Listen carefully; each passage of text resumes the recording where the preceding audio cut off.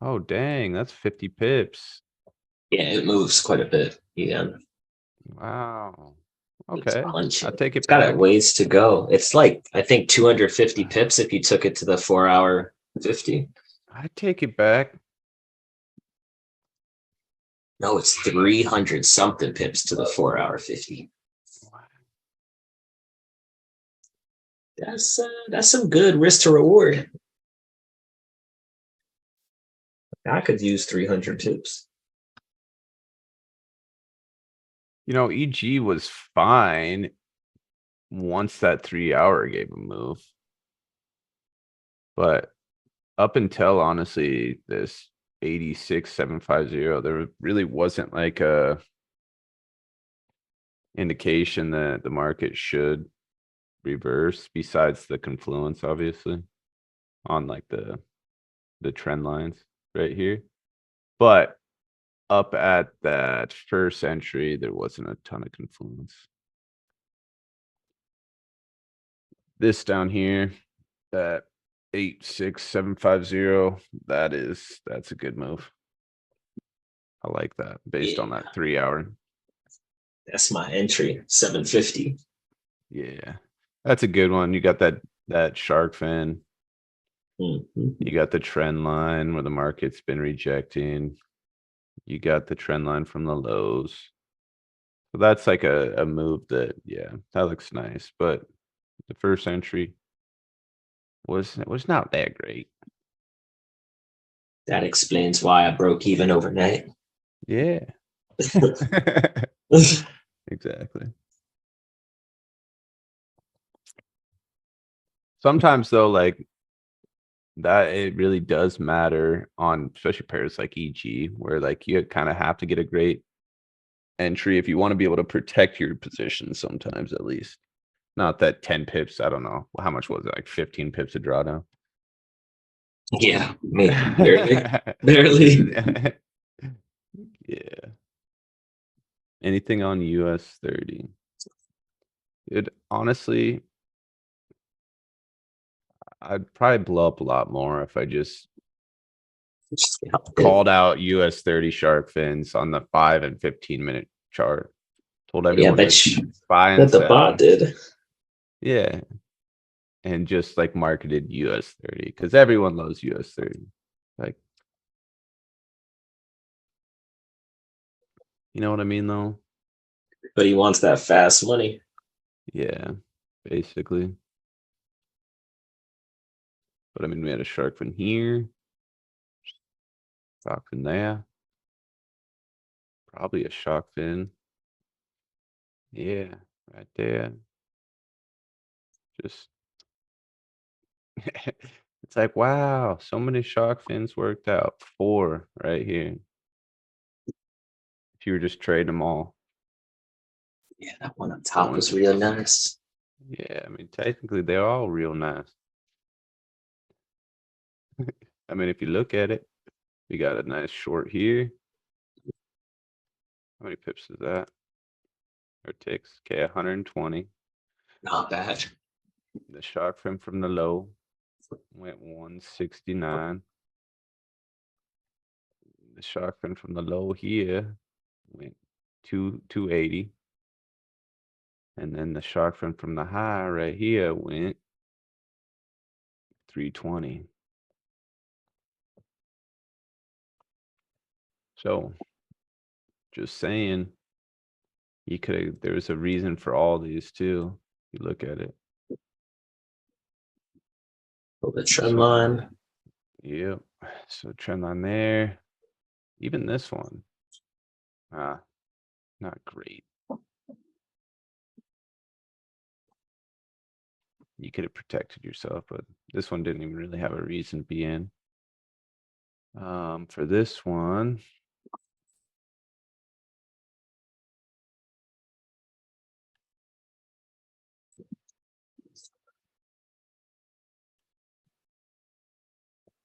little retest off that 800.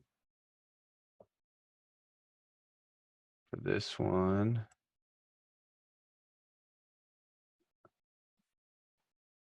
another trend line.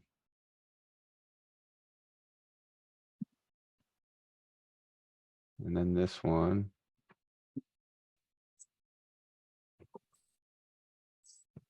Obviously, a nice little retest, broke through, retest, came back and retest.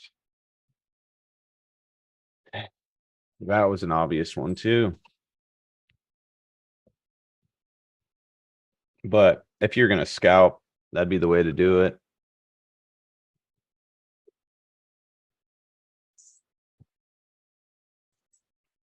Especially it's like indices re- will give at least a move a day. Yeah. You know what they say about a move a day? Keep the job away, you know what I mean? Your points on US 30 a day. That is my 800 moving average, the green one. Whoa. Somebody rose their hand. Should we do, do people want to like talk and ask questions? Should we do that today? Yeah, that's cool. Since we're kind of Kind of a dead day. chillaxed. If anyone wants to ask questions, let us know. We will, yeah, the blue one is the 8 moving average. We will, the Kobe. We will, turn your speakers on and you can ask away. All we got to do is raise your hand. Joe trades more of the prop firms. I don't think you really have like a Yeah, I don't have like a MyFX book, and it's actually been a while since I've actually traded a live account. I hardly ever did because I was with through a broker. Yeah, like hardly ever used the He's broker. I just a did like prop- on and off. He's one of them prop firm guys. Yeah, like I got into trading when prop firms were really big, and it was almost like, when you're starting up and a couple hundred or a couple thousand, it's like, use that for a challenge. So I was a prop firm junkie. I still am. I'm hooked.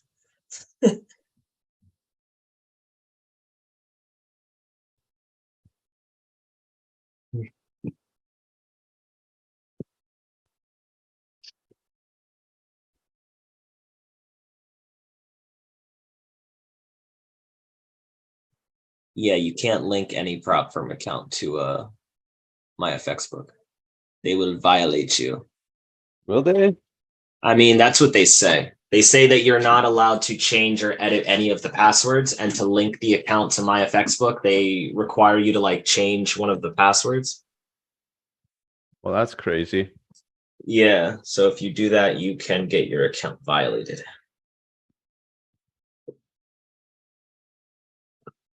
That is insane in the membrane. Yeah. I mean, if you go on my story, you could see I posted like one of the accounts I was trading. So does anyone want to ask questions? Now is the time, or forever? Forever hold your peace.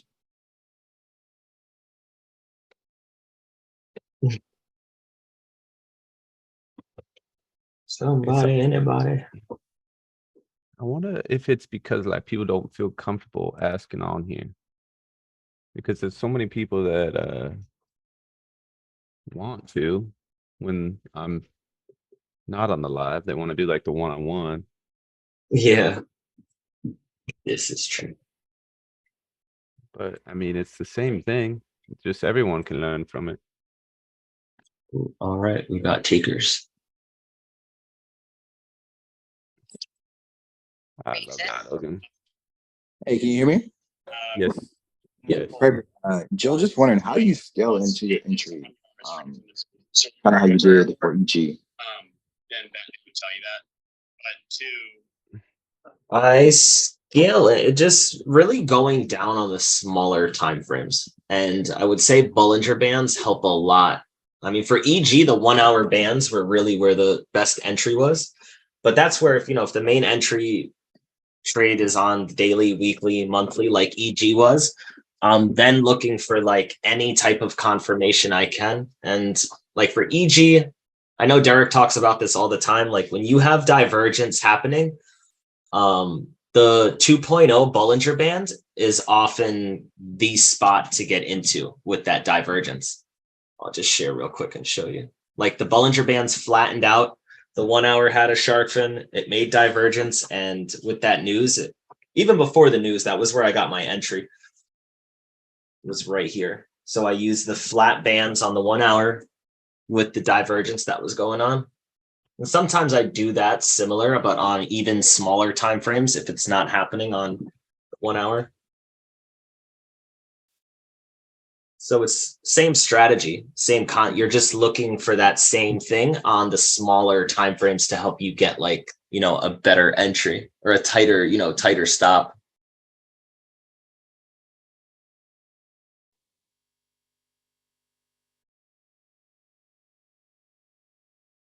That's what I do.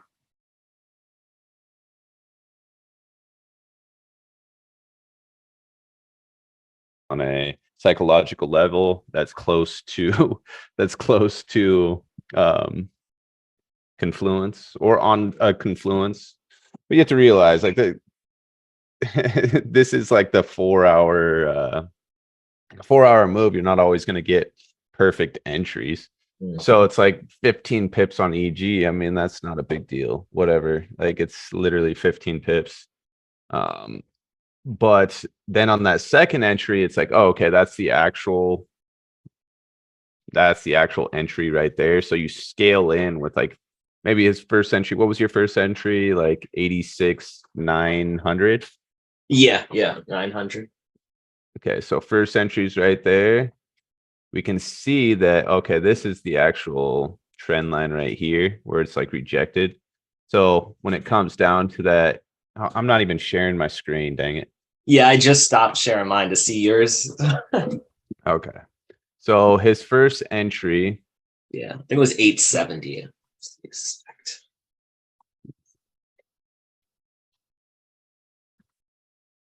Eight 700. 8,700. Yeah, 86. Oh, 86, 860. So a little under 86. that 900 area. Okay. So that's his first entry right there, right? So maybe he risked 0.5% on this entry. Right there, which is like, okay, so not that big of a deal if you get some drawdown. Well, then you look, you have this trend line drawn right here because there is a lot of areas throughout this where the price has been rejecting. We do technically have like that 4 hour divergence.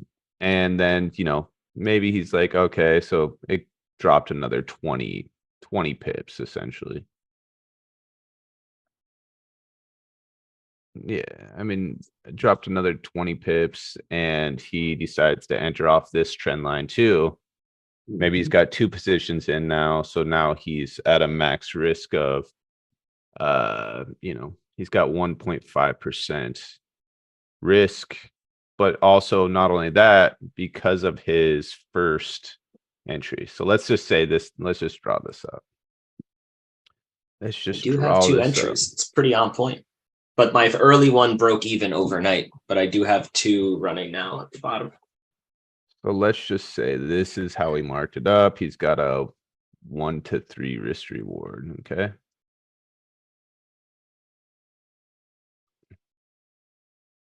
So he sees this.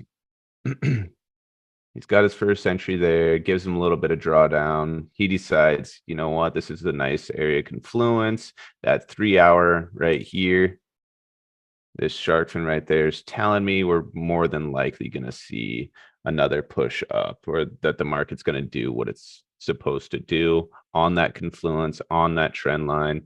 So he decides to enter again right there.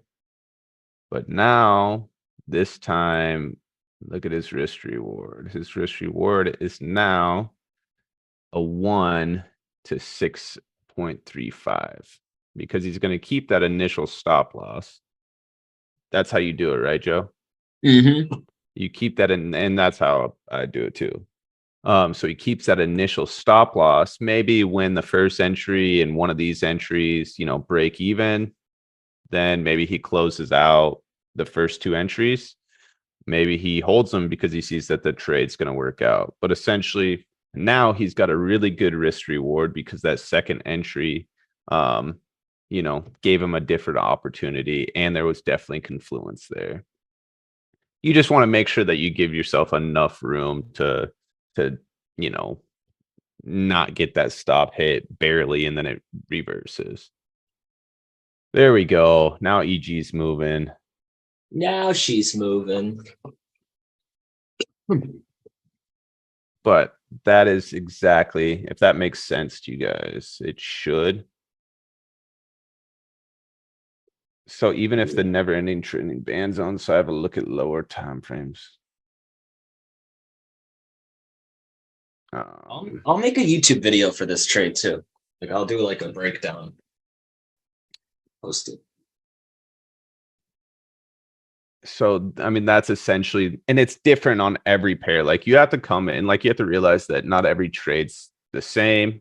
Not every trade is created equal. They're all different. You kind of have to play detective in these trades to see really like maybe like for me, I'm really good at like determining if maybe my stop loss was approaching me, but I see that we're on a major area of confluence still.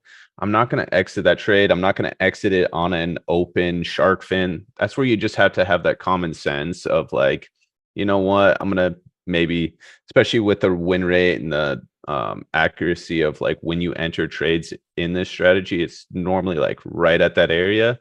But there are some times where a shark fin will run against you. And, you know, it was kind of like that GJ. I had a very open, the one trade that I really took the loss on, had a very open shark fin.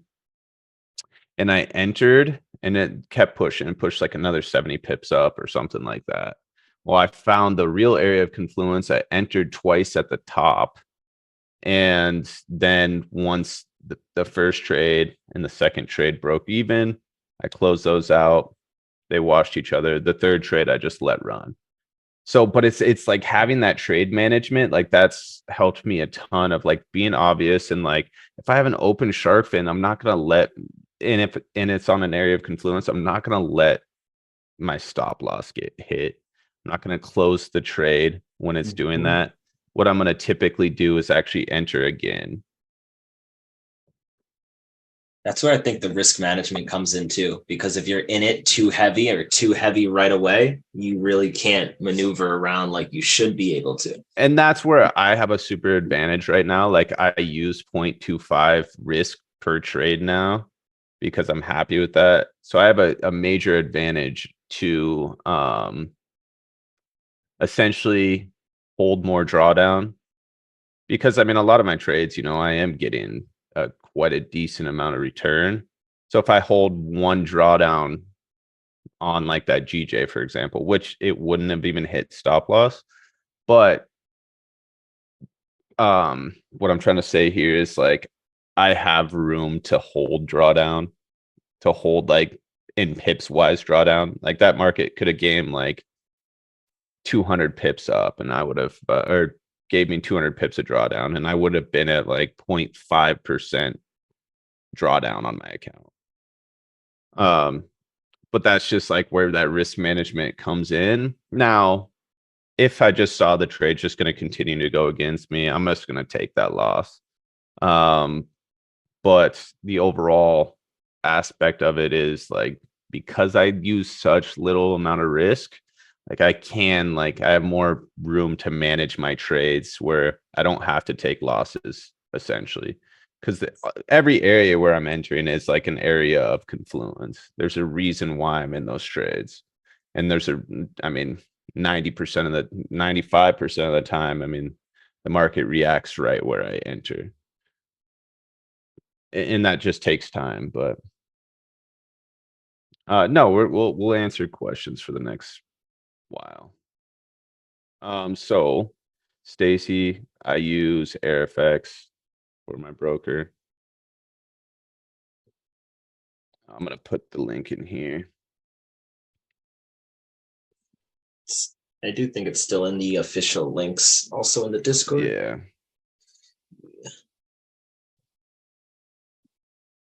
Okay, so even if you are in the never-ending band zone. Oh, okay, what was that, Lee? how to know if there's a false shark fin. So essentially, like when I'm looking for shark fins, right? Like the only way I'm gonna take that shark fin is if there's a major area of confluence. If there isn't the confluence, then that's what I consider a false shark fin. So, um, it just has to have that confluence essentially for it to be an actual shark fin that I would take a trade on. I'm trying to look for like a false shark fin in here where it like would be one that I wouldn't take. See if I can do that. Go to 1 hour.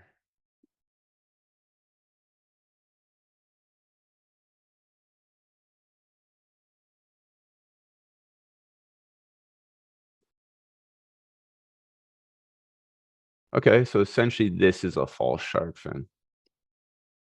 And people were wanting to take this too. They were like begging to take it. And I had this zone drawn up. So this is a false shark fin, 1 hour time frame. We clearly have a shark fin on our TDI. It gave a tiny little move up, right? So this is where the common sense has to come into play right here. This is where you have to play detective. So if I see that this is a 1 hour shark fin without really any other confluence, that I can really see. Yeah, like I can't really see any confluence typically right here, but a lot of people wanted to be in this trade. Now, this is where the common sense comes in, is if I look at this daily time frame, I already have this marked up, right? Like price is right here at that point on the daily time frame. Now, where's the confluence on the daily time frame? It's a trend line from the high. Like, let's look at this weekly real quick. Reset chart. So we have a trend line from here, breaks through, comes down to that area right there, which is essentially this trend line as well. So if I'm close on that daily moving at, or that daily trend line, like if I'm approaching that daily trend line right here, why would I take a 1 minute shark or 1 hour shark fin right here when overall the confluence in the market based on the daily time frame is off of this trend line? You're taking this based off of essentially nothing when we pretty much know that the market's going to head down and hit this confluence on that 1 hour time frame. So automatically, I already had my zone drawn up right here. So if I see that 1 hour shark fin, I see, oh, okay, we are, in this case, because it is a mover, 88 pips away from that daily time frame confluence. I'm going to wait to take that trade based on what the daily confluence is really telling me. If that makes sense.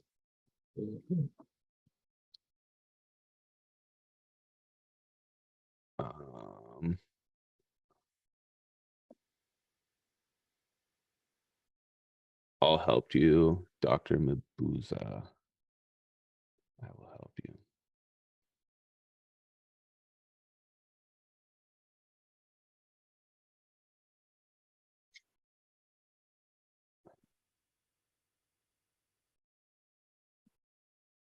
So Rebecca, no, these are just, and normally this is, unfortunately, I lost my old indicators when I did the video for the indicators, which drives me nuts because I actually really liked my old setup. And it's drove me nuts actually, but it's all good. It's all good. The indicator, like the shark fin, EA, essentially, I am getting on a Zoom call with the guy who created it today, and he's been like sending me stuff. Like it's got like a 73% win rate. It's passing challenges. It's killing it. And the risk reward's great. So I just got to get on the Zoom with him, and it's going to be something that hopefully, works out how we want it to work out.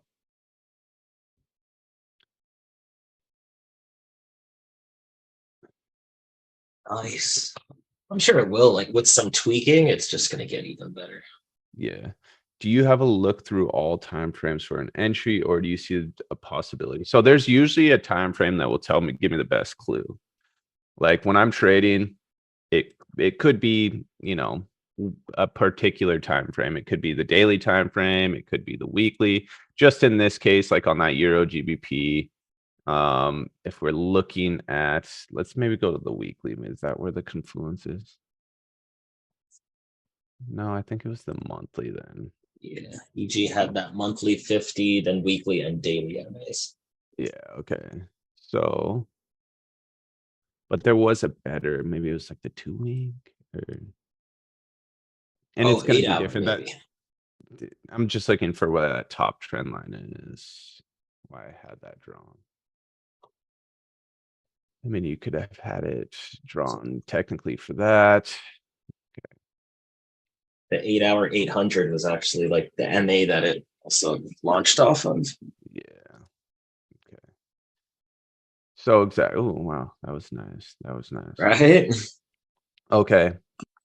So anyways, when I'm entering a trade or looking to enter a trade, like I'm looking for particularly a nice area of confluence where I can see the market push to. Maybe it's a nice little trend line. And I'm not even going to give this example because it's not the best setup. There. Okay. That's how I wanted it to be. Okay. So we have the trend line from here, rejects, rejects. You see how much times it rejects throughout this area. So I already know that, right? So I see that on the 8 hour time frame. I see that the 8 hour time frame is giving us a nice 800 moving average right here. So when we get an area of confluence with like a moving average and, maybe our TDI is showing us a sharp fin, like for me, if the market's up here,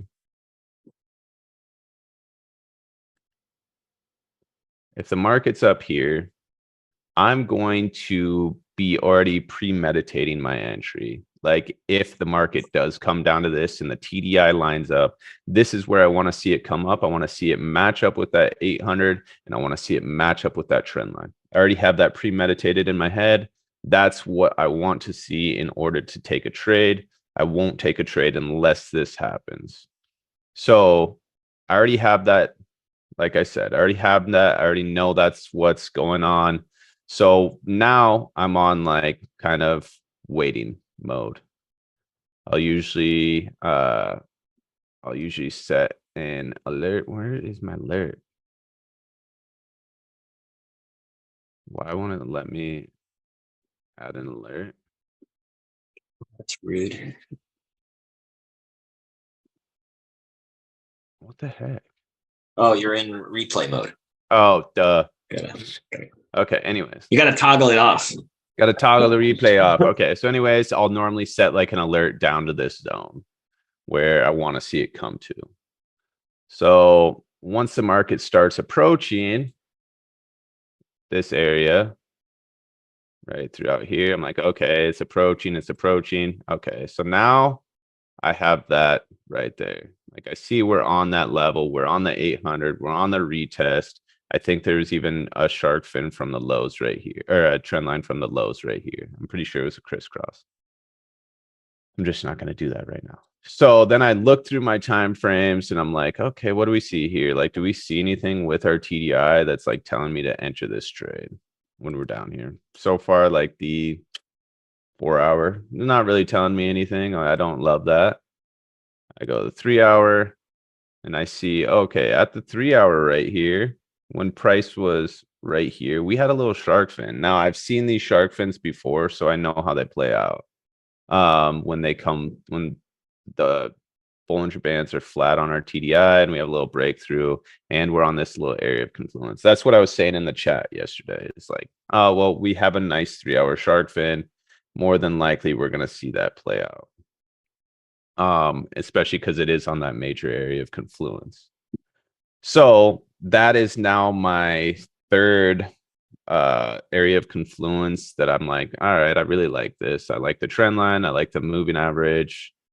Let's take this trade based on those three confluences. So I already have it all premeditated, already all planned out. Now, let's say price does come down here, but I don't have a TDI telling me, yeah, you should get in this trade. I'm not going to get in that trade. And it's going to work out a lot of the time. But like for me, and why my win rate is so high is because I wait for all three things to actually take the trade. And that is the only way that I will do it. And that's just, is what it is. But that's essentially what I'm looking for. And it can be on any time frame. And it's not always gonna like respect the 800.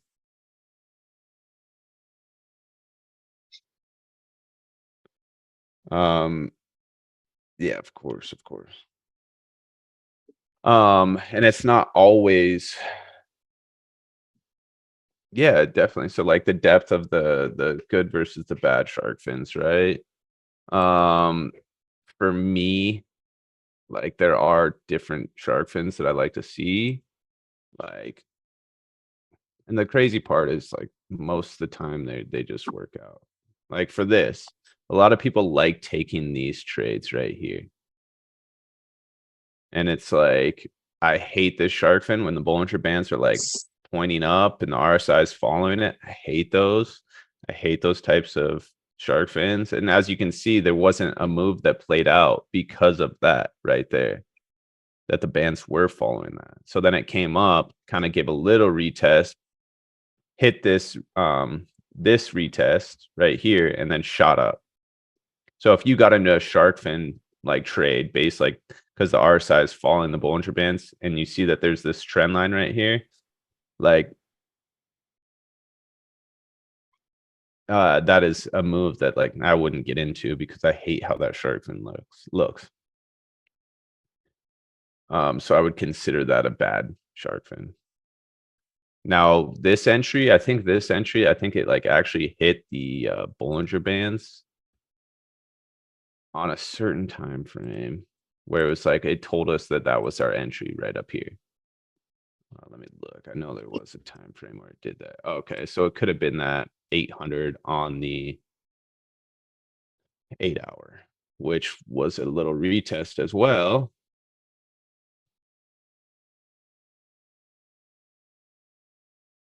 It's literally pretty much as simple as that. Of like, okay, well, price is more than likely it made a higher low. Price is more than likely going to make a new high. Now, where would I like to see this entry?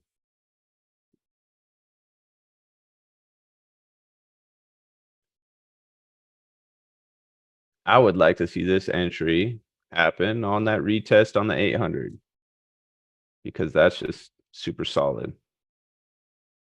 And then you go to like the 7-hour, it's like, okay, same type of deal. Now, is there one that's telling me like, oh, we got a nice shark fin? Well, I guess we'll find out. And the 5-hour has a little shark fin. 9-hour. I know that there was maybe it was a different pair of the JPYs, but there was a nice shark fin on one of these pairs. At that low. Okay, so yeah, it was a lower time frame shark fin. So that 15-minute right there, where you see price up there, gave us that shark fin off of that retest. So maybe that I see, okay. Price right here. We're on that retest on that 8-hour. So maybe I already have this alerted. I have this alerted right here because I know that that's where the retest area is on that 8-hour. So I have that alert. I see that that's the retest. I want it to match up with that 800 on the 8-hour. Now, it's like I'm waiting for TDI confirmation when it comes up to this area. It's like, okay, what's going on? How can I find this? Okay, so now I see like, wow, we're on the 15-minute time frame. We have this massive shark fin right here on that 15-minute time frame. 30-minute time frame, give a nice little shark fin right up there. So that gives me the fact that, oh, wow, we have confluence based on that 8-hour retest. I'm sure there was more confluences as well. I have this 30-minute shark fin. I have this 15-minute shark fin. I'm going to take that trade based on that. And this is clearly a manipulation candle. Anytime you get one of these manipulation candles, that's usually the end of that move. And as you can see, it clearly was.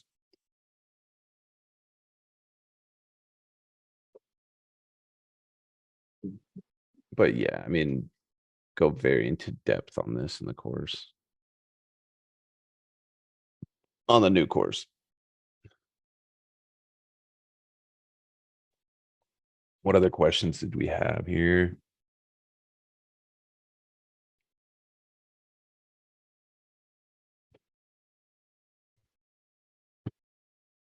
No, we had more questions.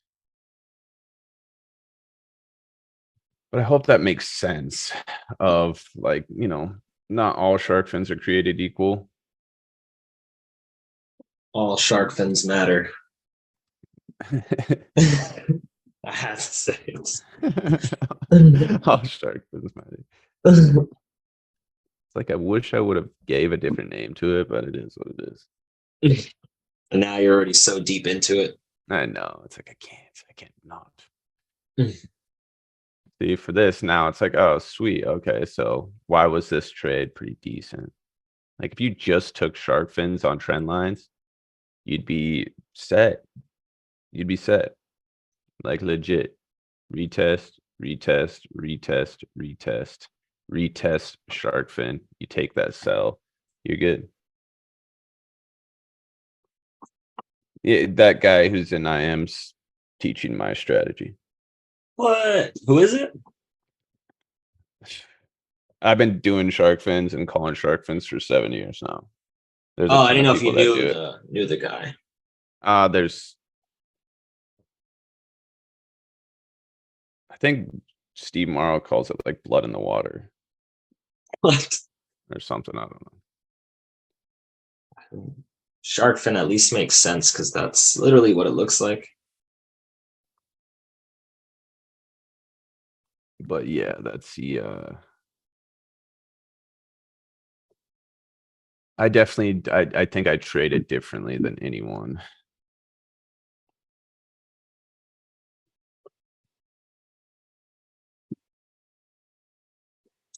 Yeah, because it's shark out of not the just water. the It's like shark shark fin. out of the water or something. Yeah. But it's like, yeah. So anyways, if you were just literally, oh, okay, oil update. If you were just trading trend line breaks, retest with shark fins, like that's a strategy in itself. The oil trade has not hit where I want it to hit. I want to see it come to that. What was it? The 12-hour or the, no, it was the 10-hour. 10-hour 50 off of that retest. It may just drop from here though, based on that 7-hour confluence off that 50. So just kind of waiting on that. It might not go up there. It might not go up there.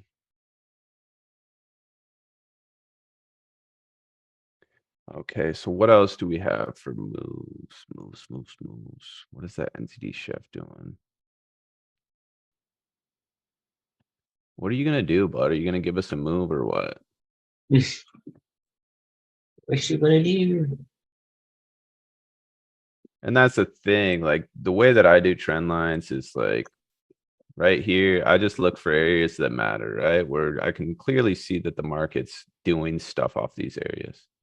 This is a perfect example.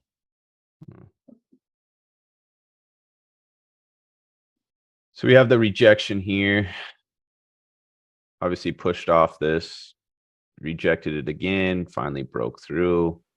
Now, this is like another thing, like, okay, we can also take into consideration on this NZD chef trade that the daily time frame's on that 50. So that gives me a little more confidence to actually sell a retest like this. Now, if you look at this area, Maybe I go to that 15-minute time frame. I see that we're clearly on that retest, like I said. Even if you were just trading the 15-minute time frame, you could have easily taken this short to the 50 moving average on the 15-minute time frame based on, you know, the retest and whatnot, and get, you know, a quick measly 16 pips. Woohoo! Which, you know, if you're scalping, that's like, and you're gonna risk, you know, 0.5% on this one trade, which, you know, you can use the same risk to reward. You give yourself that trend line retest. You give yourself a little 1 to 3. I mean, the stop loss is gonna be tight. When the reward isn't that great. But you could take this shark fin based on just that. Even if you did a 1-to-1 on the honestly on these, like maybe even just do a 1-to-2 if you're gonna scalp. Give yourself a little room. But you're gonna win majority of these trades if you just do the shark fins with the trend lines. And you do a 1-to-2 risk to reward, I mean, you're good. GJ's got some divergence, wick fill. Oh, that could give a nice little move, actually. It would be like this. Let's see here. There it is. So you have the rejection, rejection, rejection, broke through, rejected, rejected, broke through, rejected, rejected, rejected. Now it's back on that area. It's got that 30-minute shark fin. You scalp this move 1-to-2. Even if, okay, maybe first take profits there for 60 pips. You have a 30 pip stop loss.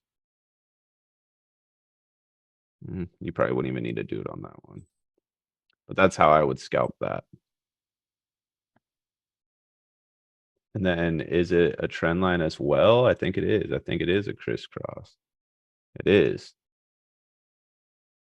So like that trade right there, you know, you have that 30-minute shark fin. You catch enough of these. And, you know, you wait for that entry right up there. You're already up 12 pips. You're good. You lock in your position. And this may even go up to that 50-minute 50 on the 30.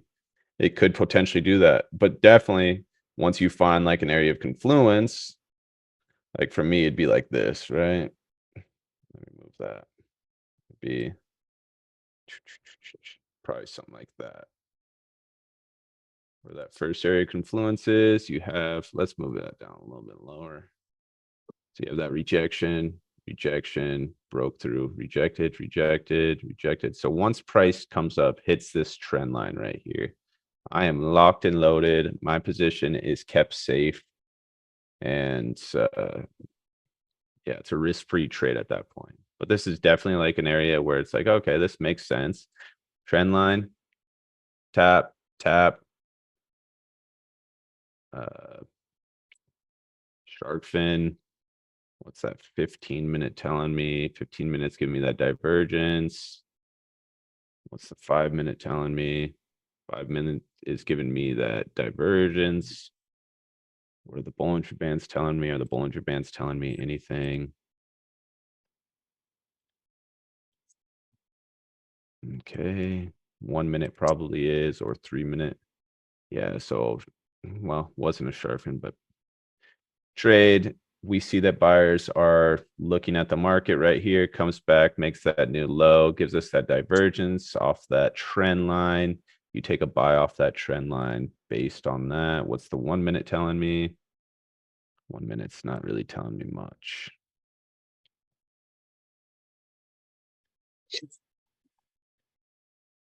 But kind of same thing here. Shark fin, buyers are looking at this area of the market, hits that trend line perfectly.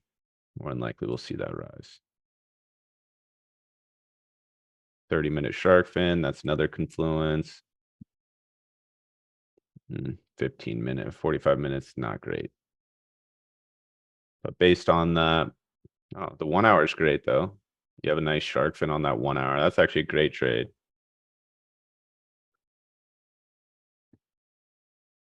Whammy. Deep 1 hour shark fin, trend line. It's a good trade. I know there's a lot going on in my charts right now, but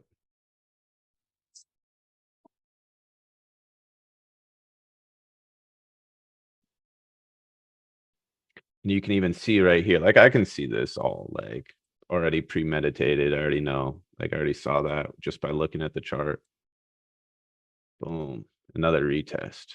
So you have that retest right here. Our market's clearly rejecting this area. Now you have the retest from the lows. Market's clearly rejecting this area. We have that crisscross. You take it from right here as well. Market's rejecting this area, rejecting. So this all around, goodbye.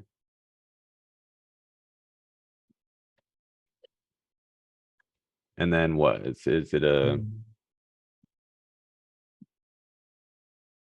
50 level Fibonacci as well? Perfect 50 level fib.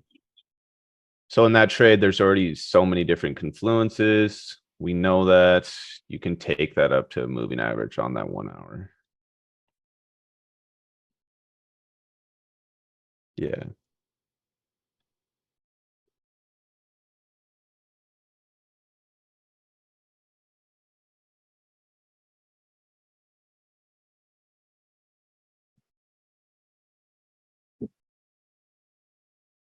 I hope that makes sense. I should probably be in this trade. Could have.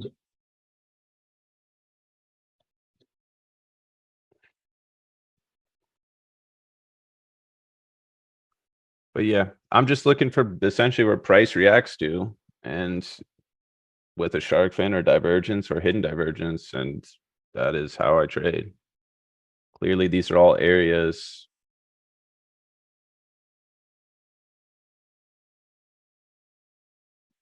It's not too short of a move. I missed my entry. I should have got in, honestly. I really should have got in. It's a good trade.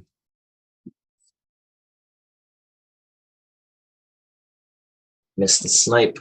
Yeah. It's just when you're like, I like to premeditate my trades, right?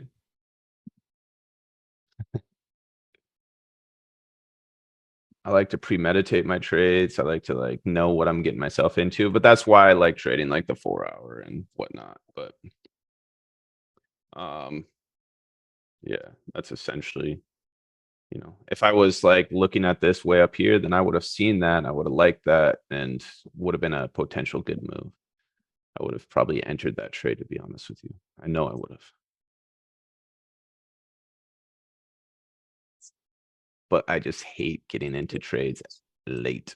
I hate it. I hate it. I hate it. It's nothing better than being risk-free in a trade. Yeah, no. You could just kind of relax. See, like right now, and if you get that perfect entry, right? Like, okay, I'm already up 25 pips, 24 pips. I'm already up. Yeah, you know, and then it's like, okay, now I'm looking for reasons why I should, you know, protect my trade essentially as I'm in a trade.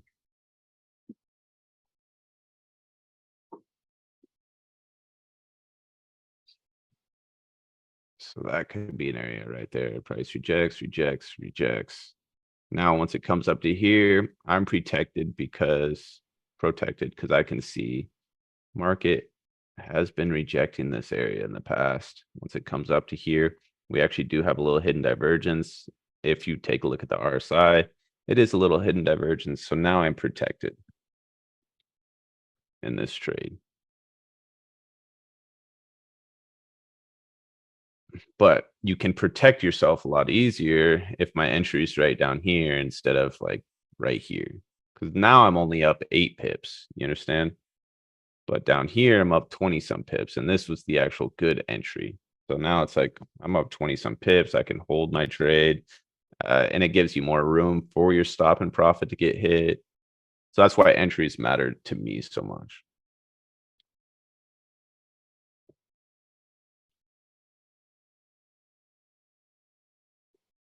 If that makes sense. That's how you stop all your losses from happening. So when you have real good entries, then you have at least the option to take the break even when it does come back. Yeah, exactly. The floor. Gold did the dunkety dunk. Gold dunks. Damn. That shark fin, that little shark fin sell up top.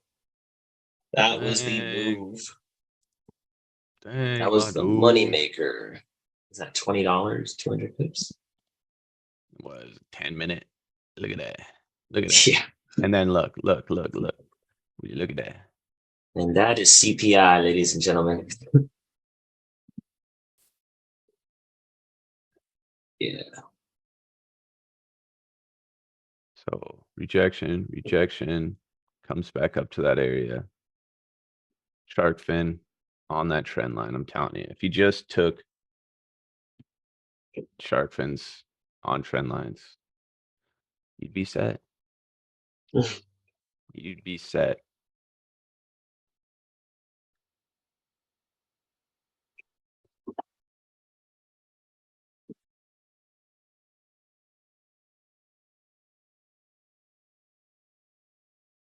And then I think even like if I were to cut through.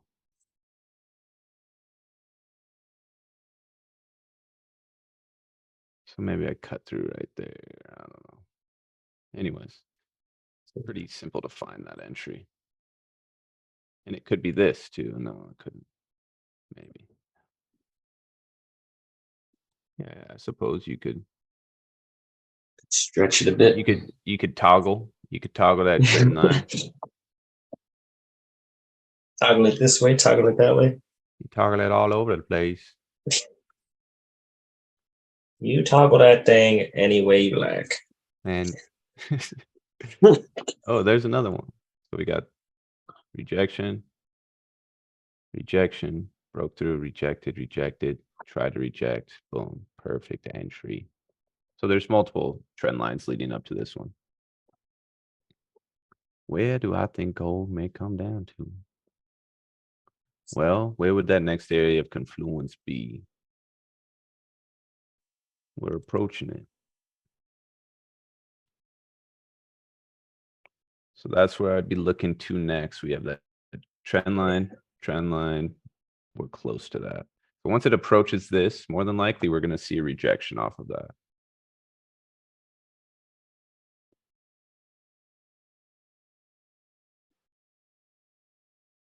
What is that? MA? Yeah, 15-minute MA. And it's going to hit that 50-minute on the 4-hour.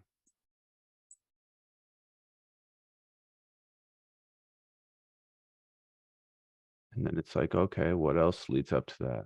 If I look here.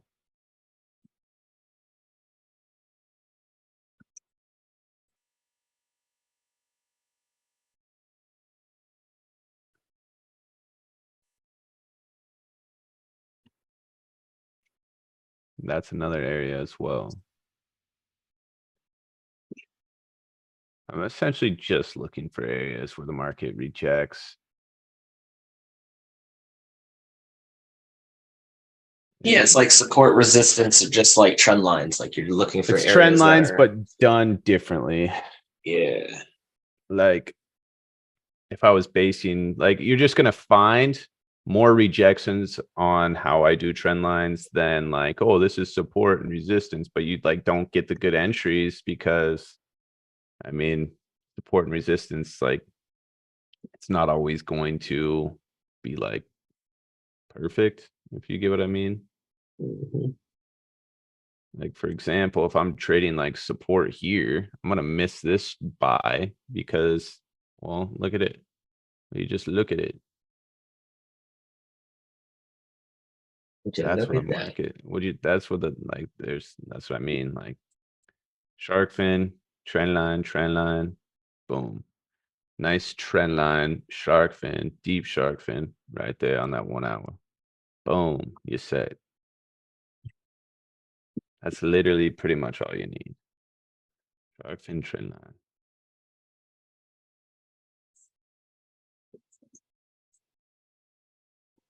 And it did it again. It's like, here, let's give you another one. Boom, And another one. another one. That was like Euro USD had done that on the 1 hour. It's Well, like it was this trending too. up and it was shark fin trend line, shark fin trend line. Yeah, I mean it's as simple as that. It's like retest, boom, boom, retest, shock fin. Take that buy off that retest shock fin. Boom, you're good. You are good. But it's literally as simple as that. You do each one of these, even if you did these a 1-to-1 risk reward, you're gonna win at least 7 out of 10 of these trades. So you'll still be good, right? I wouldn't recommend ever doing a 1-to-1. I would always keep it like 1-to-2, 1-to-3. But like if you're gonna scout, maybe a 1-to-2 because you don't want to squeeze that stop loss too much. But it could look like something like this. We know that's a retest, blah, blah, blah. We're going to take it to that 50 moving average and you give yourself, you know, a 1-to-2.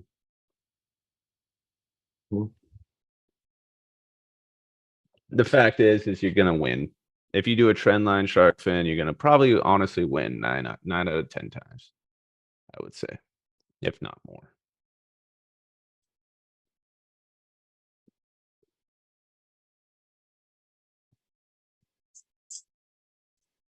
You can't really, and usually like that trend line ends up being like a fib level, or sometimes you Yeah, have exactly. an MA. Yeah. Right. And that's where it's like I like trading like the 1 hour, 4 hour, you know, higher time frames because you get a lot of time to you know, you get a lot of time to really decipher if you want to take a trade or not, essentially. So that's why I like trading that.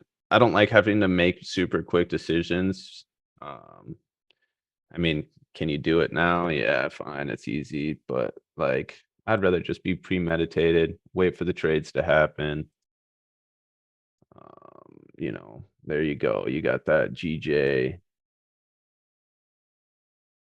shock fin trend line, bunch of different areas to why this trade should work. 30-minute shock fin. And again, you know, I'm protected now because this is an area on that 5-minute, I think it is, that does reject. So we got rejection. We're on that area.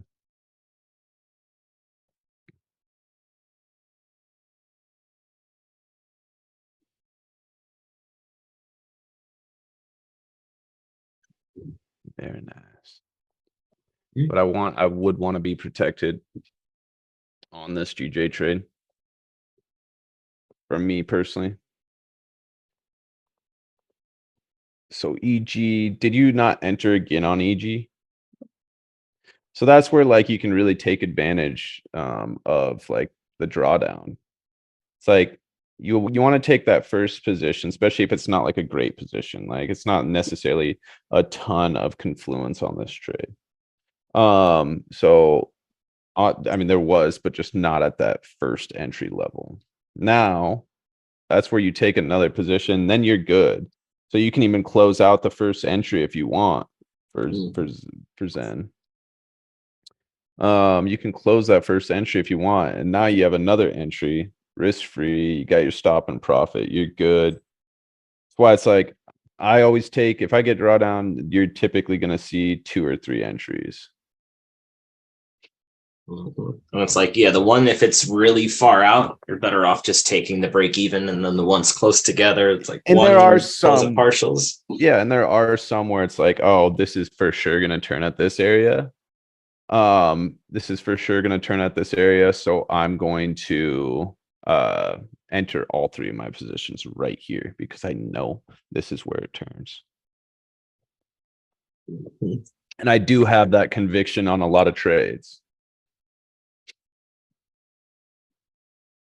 I definitely do.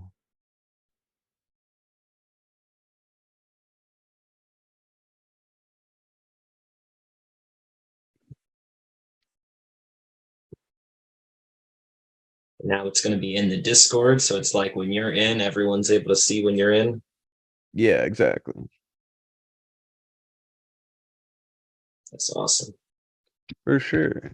I'm excited about Say, why don't the other mentors do that if they win so much? it. Why won't they show anybody their trades? Or it's more You like, know, why don't they show I all the trades? yeah. I don't know if it's smart for Joe to do that. Like he's still pretty early in the game. And I know that stuff can really mess with your confluence or your psych, honestly. Psychology. Yeah, it really can. So I wouldn't recommend Joe do it.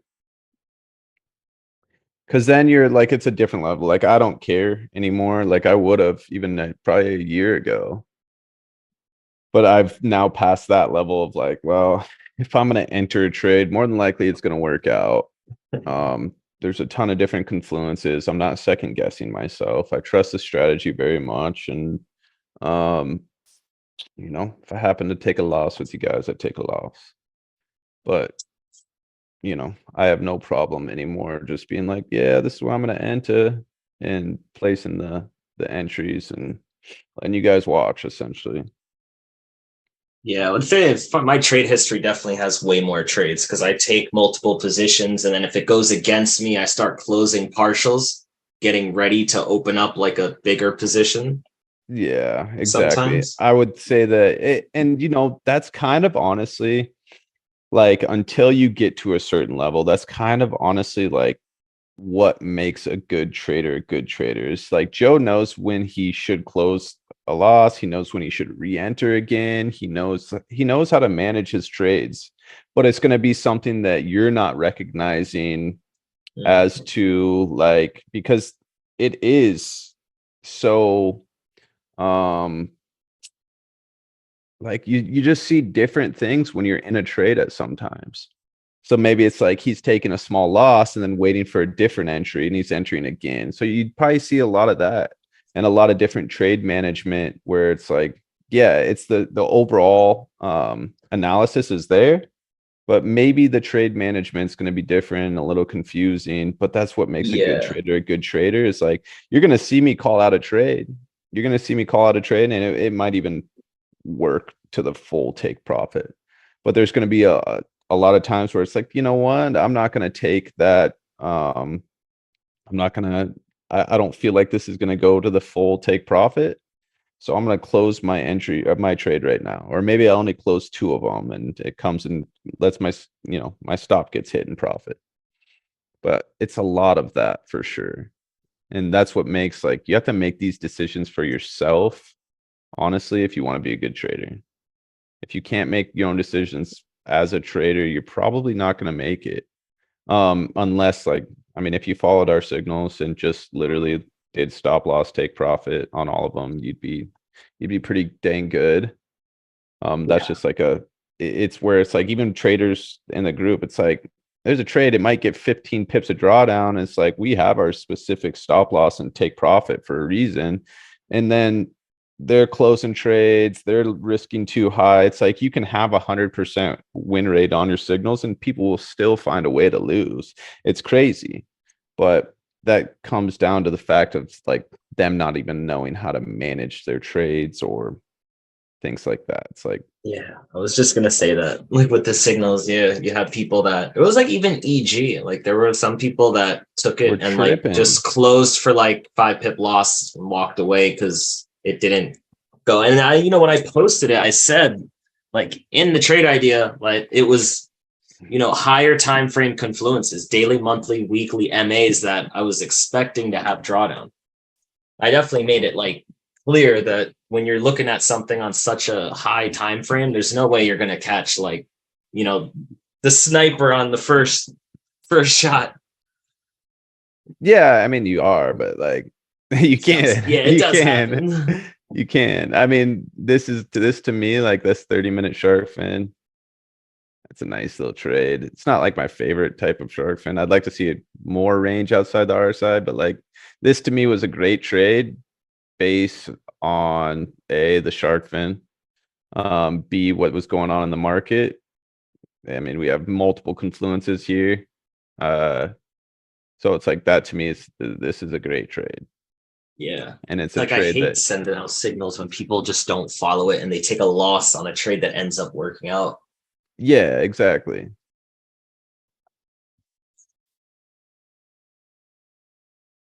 But yeah, I mean trades like this, I love them. Like I love these trades.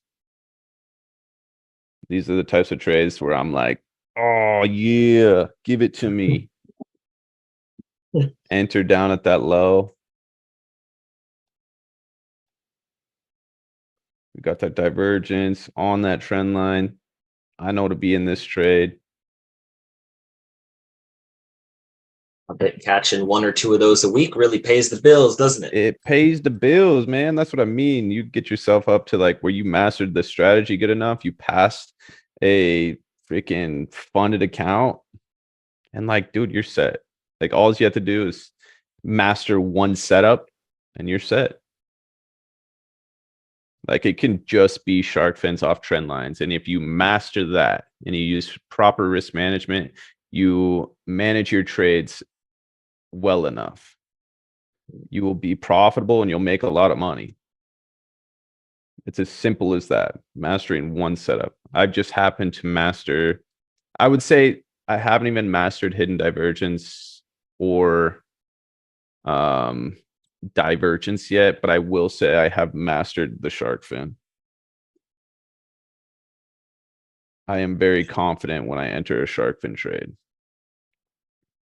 He's the shark fin master. You know, and it's not like, I mean, I'm not losing hidden divergence trades. I just don't take them near as much as I like taking these shark fins. I love taking shark fin trades. You know what it It's- is? Because that TDI or like the It is. divergence can really stretch with It can, a shark fin, 100%. It can. Shark fins, I do know exactly. It's like that knowing Yeah. that like, oh yeah, I love that. Like deep shark fin, trend line, moving average, resistance, it's over. Yeah, exactly. But that divergence, it's like, will it be a double top, triple top? Could it climb a little bit higher? Yeah, pretty much. Unless you got the bands. The bands that make them dance. But it's so annoying. Like some divergence trades, it's like it'll end up taking like it'll go your way, you're at break even, hits the break even, makes a third, like another high, and then the big move happens and takes you out. Yeah. Where I feel shark fins, that doesn't happen. Like a shark fin literally move, like it hits and it runs. Well, see, that's the thing now. It's like now if I'm in GJ, like that trade's valid. This trade's over with. Like if you didn't get your entry already, it's over with. On this GJ trade. So it's like if it comes back down, I'm not entering again. There's no reason for me to enter again. My TDI is not telling me to enter again. Like, and it doesn't mean that this area is gonna hold, honestly. And it's already got a candle that's closed. So I wouldn't take if this thing dropped back down, I wouldn't take it. Like this is my entry. This is the shark fin. The shark fin's already back inside the Bollinger Bands. If it comes down, like, yeah, it's on a confluent area, but the TDI is not telling me to be in that trade. But like at this point, I'm definitely protected. I know that it's more than likely going to hit this 200 on the 30-minute time frame.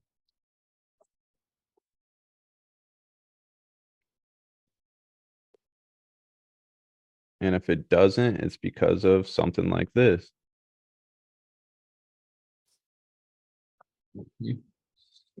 Where price reacts here. Price broke through, gave us a little rejection candle. Rejected. Now it's on that level again. So if it doesn't, that's why like I'm protected now because we are on an area of confluence. That's why it didn't end up going to full take profit. I already know that.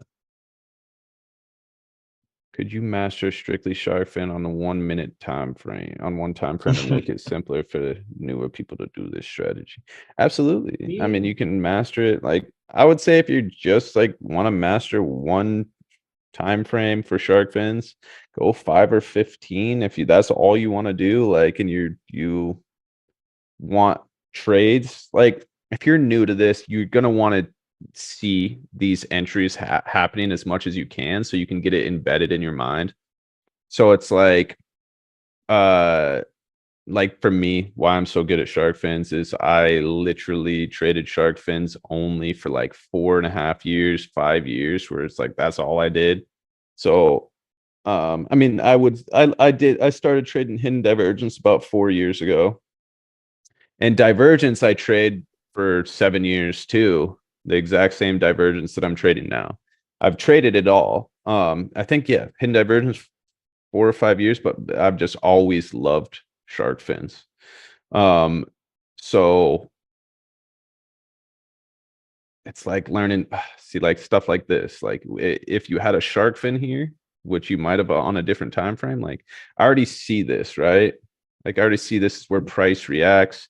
If I see a shark fin at this level, right in here, or divergence at this level, which this is divergence technically, I want to find my entry on this because not only do we have a nice support area right throughout here where price is clearly reacting on the support level, but we also have a trend line break retest on this area. So if I can find, maybe it's a 3-minute shark fin or a 5-minute shark fin on this level. This is just a 5-minute divergence. Price reacted here, came back down, hit that trend line retest, and we're divergence here. I don't know if the Heikin-Ashi candles would make a difference to me. I mean, I've been doing it this way, so this is the way I'm going to do it.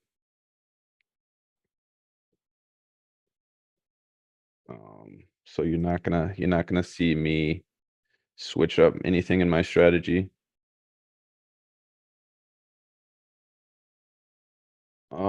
So okay, wait. Divergence and hidden divergence. Well, divergence is, let's go back to the 5-minute. So price is clearly higher right here. RSI is clearly lower. When price comes down, we see that price is clearly lower here, but RSI is clearly higher. That's divergence. That is essentially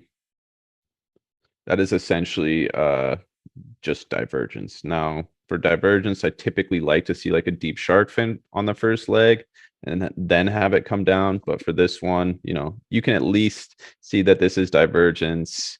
And it might, like if there's a different time frame that's giving you an entry signal based on TDI, that is something I would like to see. Now that's divergence. That's where the reversal for like a reversal divergence essentially. Now, hidden divergence is trending divergence, meaning it's going to go with what the overall trend of the market's been doing. And let's go to the 15-minute.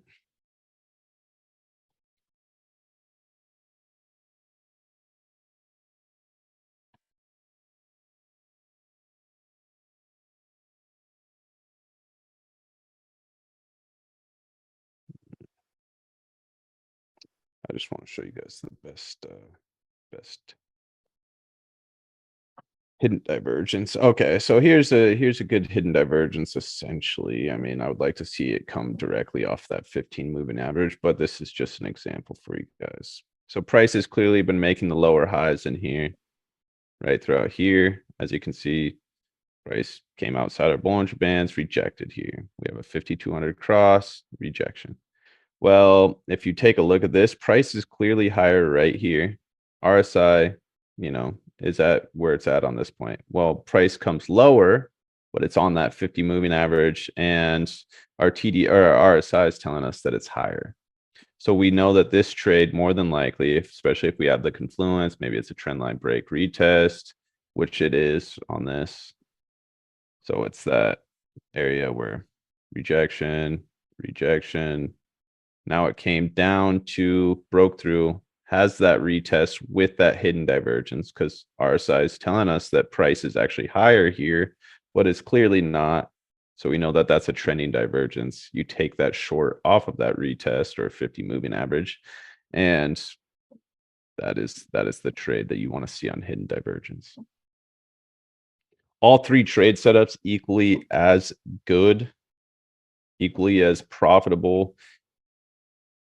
And essentially, if you want to see, you know, no matter what, you want to have the confluence mastered first.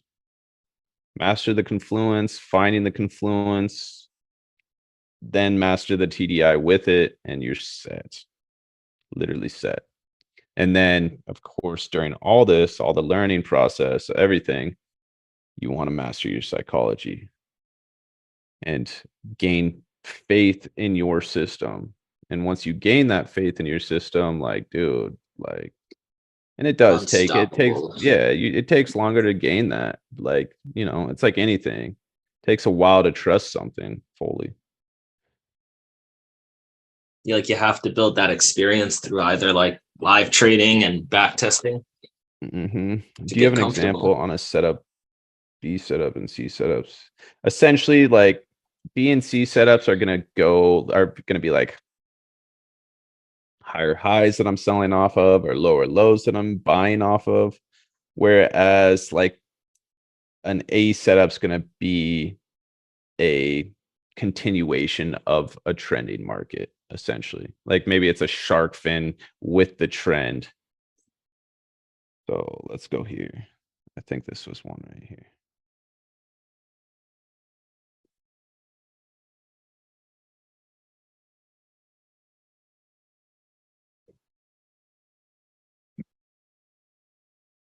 Hmm.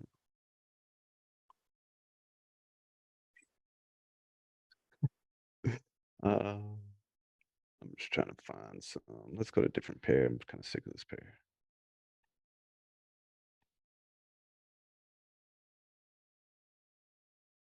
Um,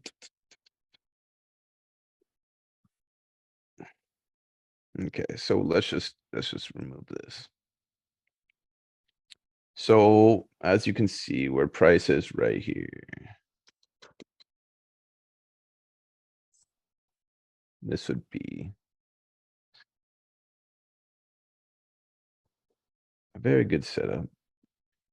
So we have rejection, rejection, price breaks through. We have that clear hidden divergence off that 50 moving average.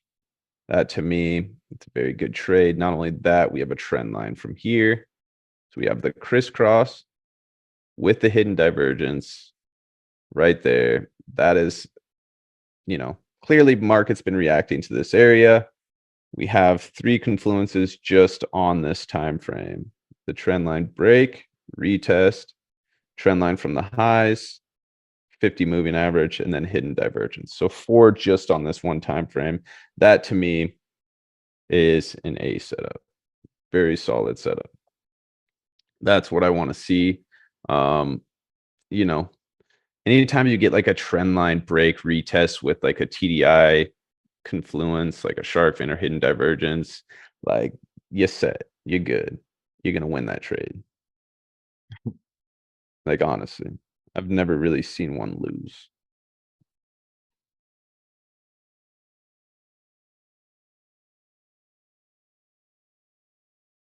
Yeah, no, I like doing questions. I'm surprised that more people don't ask questions because I would take advantage of asking questions in this type of, you know, environment. But it really is. I mean, it's like trend lines, getting good at trend lines, and then having a TDI confluence with the trend line. That's but yeah, I eventually will. I gotta get this everything out and going. And then yes, I will trade the AirFX account. I will just have it copy traded. But for right now, I just am very focused on other things and building other things. And I'm doing everything like from my content. I'm just pretty much doing everything as far as like my own personal branding right now. I have my creative director that I'm hired that starts on the 23rd. So Nice. yeah, so once that happens, I have a lot more free time. I don't have to edit videos. He's going to be the one doing everything, getting everything in order. And then it's like I have so much more free time to actually do the work instead of like doing the stuff that like I don't want to do. The new course has literally, it's like all of this that I've taught you today, very detailed out. Very detailed. So it's essentially like for everything I just taught you, there's a video about that specific thing that I taught you. Nice. Yeah. But I mean, that's essentially, that is it right there. That is how I trade. It's like this right here. It's this NCD JPY trade, obvious rejections, trend lines, shark fin on the first leg, divergence on the second leg. Yeah, did it come up and hit twice? Yes. Have I been protected and been stopped out? Yes. But this is a clear area where the market should give us rejections because of what's going on our chart. And boom, you got that divergence off the trend line. It's like, that's an obvious. Now, would I give this an A setup? Absolutely not. There's not, and probably because it's not a shark fin, it's just divergence. But I would give it, B, C setup. And I don't think it was a Fibonacci. Yeah, it wasn't a Fibonacci. That was another reason why I was like, don't necessarily love it, but and that's probably why we're not getting a ton of like quick rejection is because it is a trend line, but there's not that much going on besides the other stuff.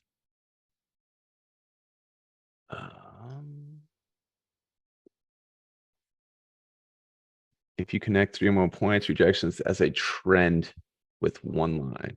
As you know, the larger the distance between the rejection, the angle of deviation for the trend line could be significant for the next point for the trend, which could lead to a wrong PTA marking. What is the best way to connect those right rejection points? So for me, obviously, I want to connect the areas where the price rejects the most. So let's go to like the 8 hours so you can see this better.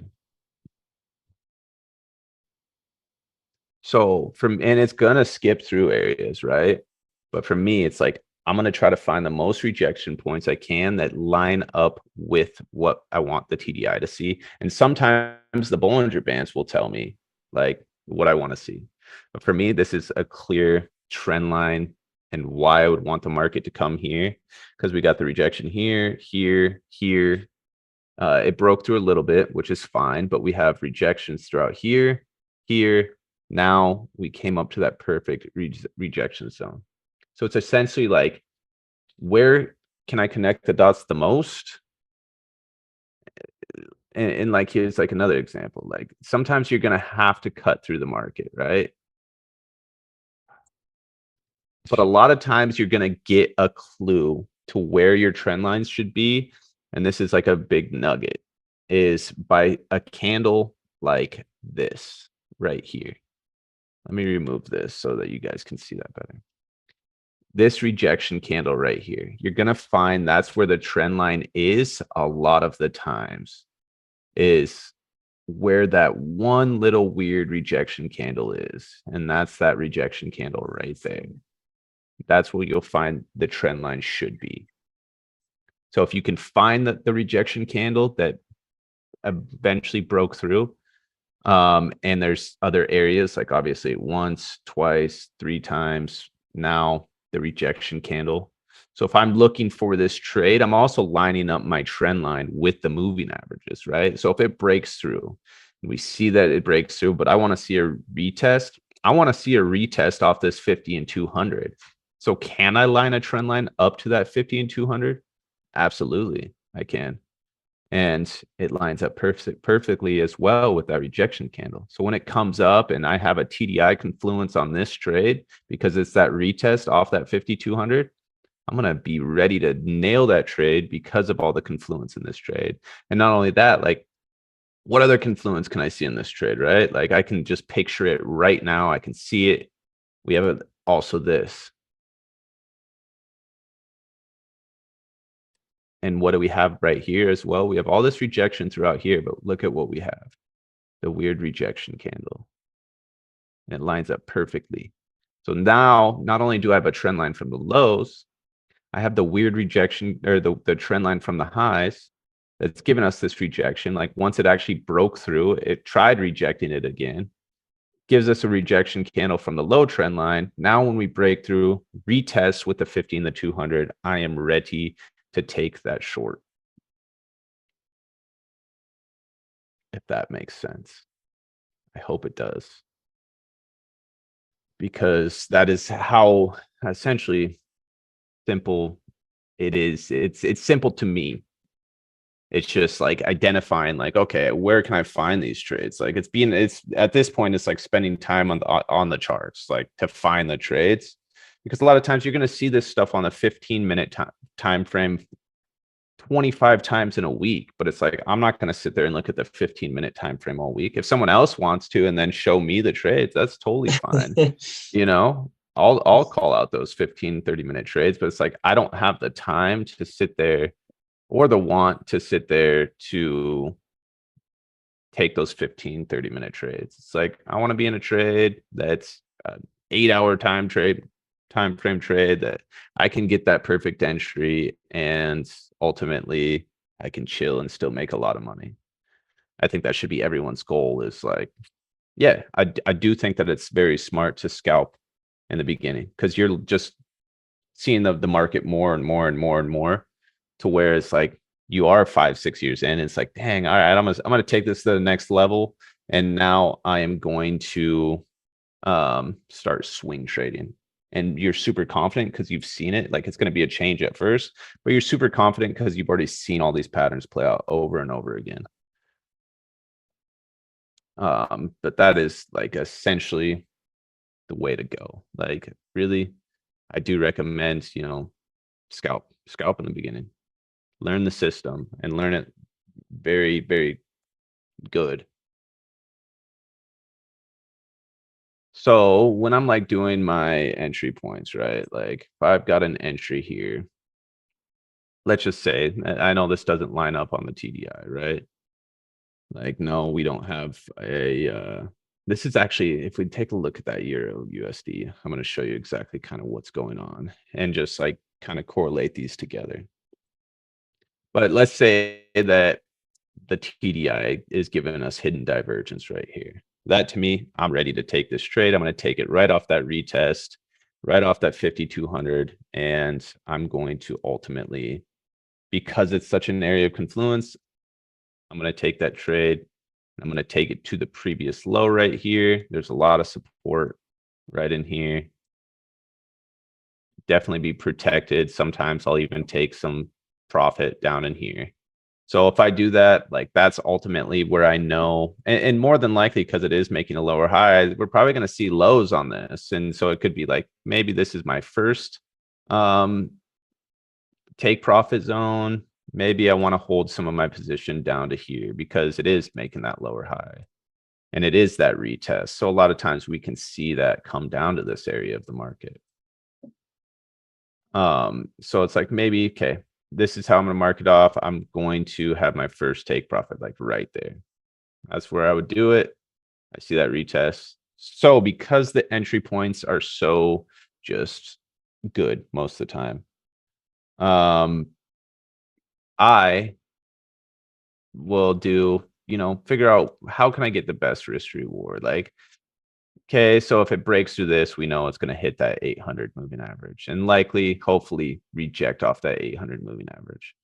So I'm going to put my stop loss, you know, a little bit above that 800, but I also want to make sure that I am a 1 to 3 risk to reward.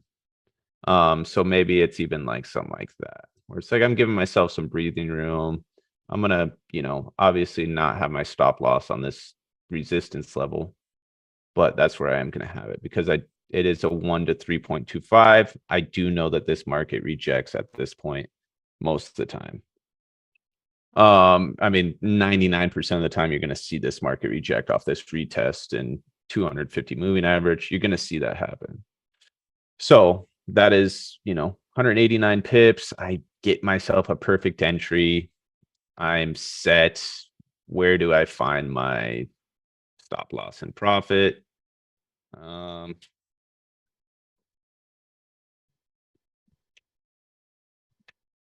Only 70. Yeah. 2.26. Take profit. Okay. So that's essentially how I would do it. I just want to make sure no matter what, I have a 1 to 3 risk reward. And if you do your confluence right, you're gonna not get a ton of drawdown ever. And you're gonna not even really have to worry about your stop loss being hit. And over time, like you will actually have that happen. Where it's like you get really good at it and you just don't really like you gain the patience. You're not going to really get your stop loss hit that much, especially on moves like this, where it's like if you just traded retest with 50 moving average and hidden divergence associated with it, you're good. Like you'll lose maybe 1 out of 40 trades. You're gonna get like 1 to 4, at least 1 to 3, 1 to 4 risk to reward on those. Yeah. Exactly. Exactly. So um,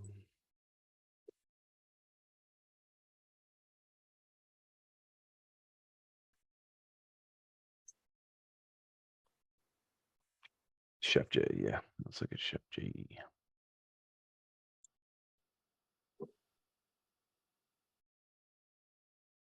I do not like Chef J. So first of all, here's the thing that I see about Chef J, right? The RSI is not super far outside of our Bollinger Bands. Now we're making a lower high. Like this is the type of trade that's a C setup.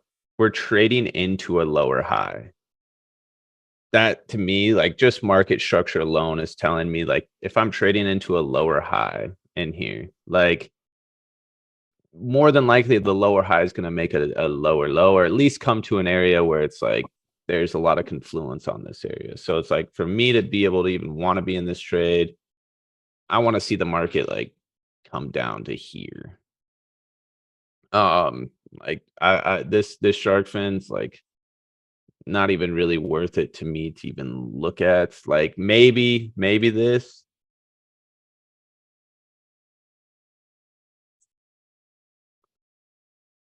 Like if there's a nice deep shark fin on this level, you know, maybe I'll scalp that. But other than that, you're not gonna see me want to be in this trade. Just based on like what price is actually doing. And the fact that I'm buying into a lower high. I don't like doing that.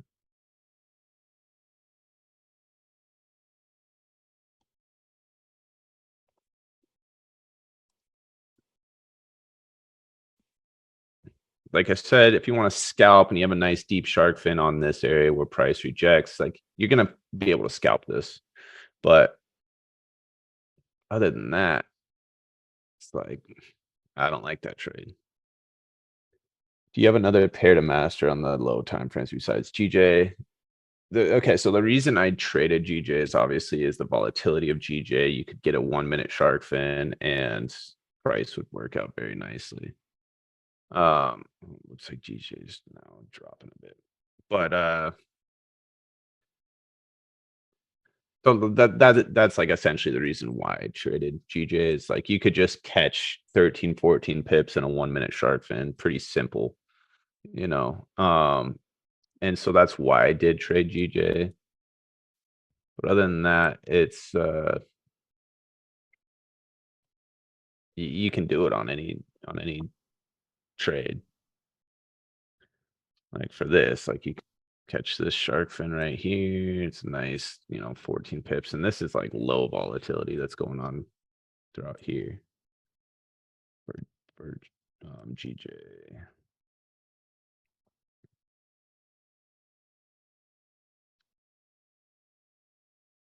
But it's like catching this. This is what I'd like to catch right here.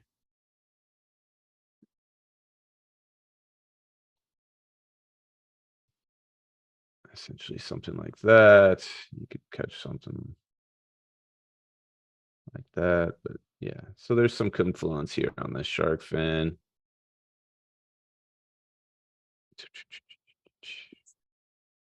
Trying to see if there's any other confluence.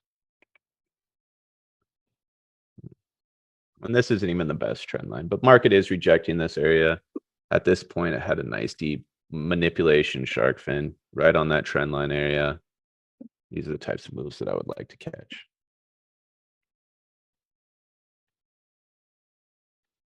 $20 pips to that 50 million average.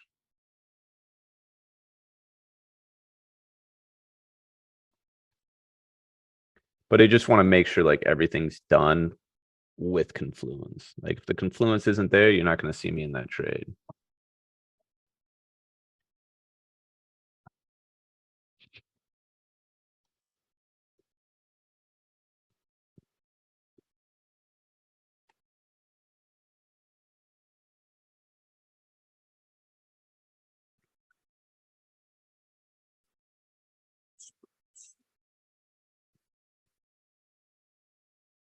But that's exactly like why I called. Okay, so we had that, 15-minute shark fin, 30-minute shark fin. Like I had already known that, oh, this is where I'm going to put my stop and profit because why the market rejects this area.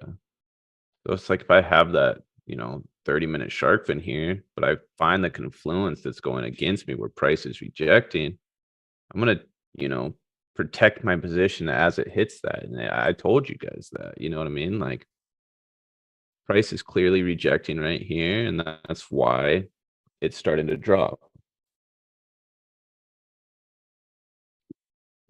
And that's why it is so important to get that really good entry, which is easy to do. It really is. Like you just find that trend line with the confluence of the TDI and you can find those really good entries.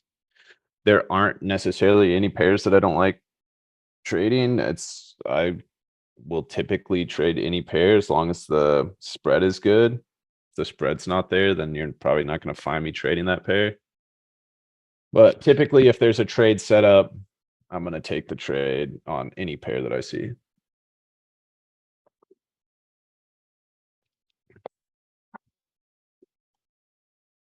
No discrimination.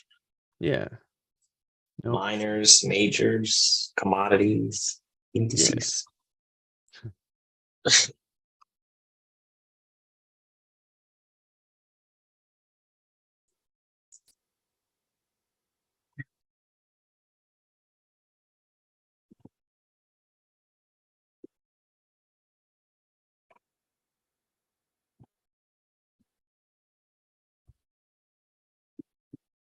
Okay, so for example, like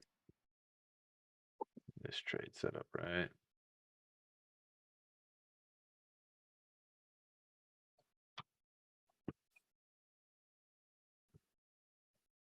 So let's say that I know on the lower time frames for this trade that there is a lot of price rejections throughout here. We have rejection, pretty much rejection, rejection, rejection, rejection, rejection, all throughout there. Break, reject, break, reject.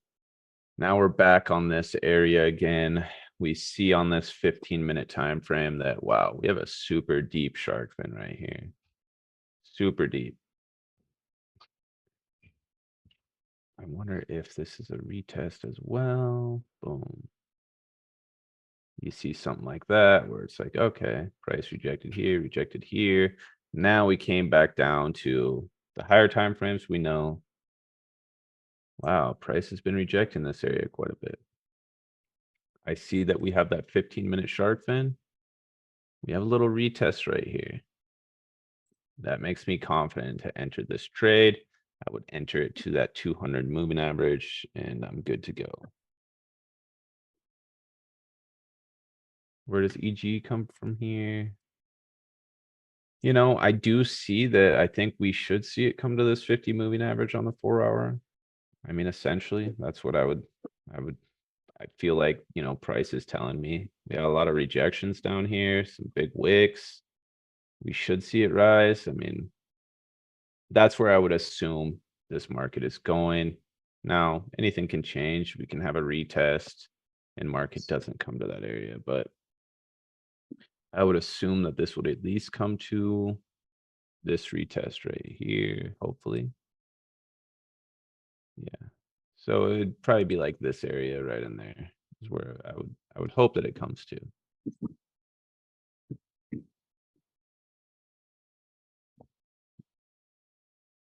That's what I'd be aiming for. And that should, by that time that happens, if it does happen, like the point of this is like, I'm already protected in this position. So now I just want to see that retest happen.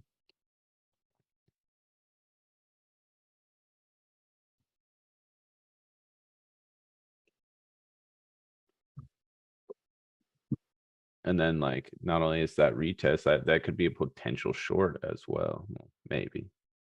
Maybe. Let's see. Yeah, I actually think that's going to line up really nice Yeah. with at least one of those MAs. Yeah. So, you know, it's like sometimes you find entries on trades that you're in for a potential sell as well. For if the market comes up there. But as you can see, price rejected, rejected, rejected, rejected, rejected. Rejection zone and here. So there's a lot of rejection in this area. So when price does get up to here, you know, more than likely going to see rejection off of this. Might take us a couple days to get up there, but we should hit that area.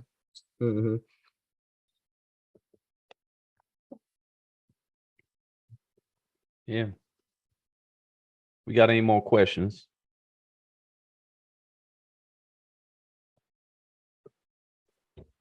GJ already had its kind of move. And that's why it is so important to protect your position on moves like this, especially because, I mean, yes, there was confluences in this trade, right? There were.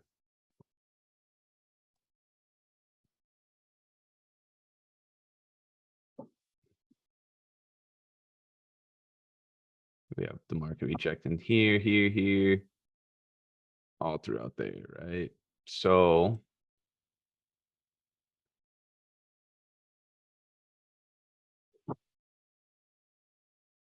We definitely know there's a lot of rejection in this area, and it may come back up and this sharp and may play out, right? It could definitely do that. But at this point, that's why it is important to like have those really good entries. Now it's like, okay, I broke even on this trade.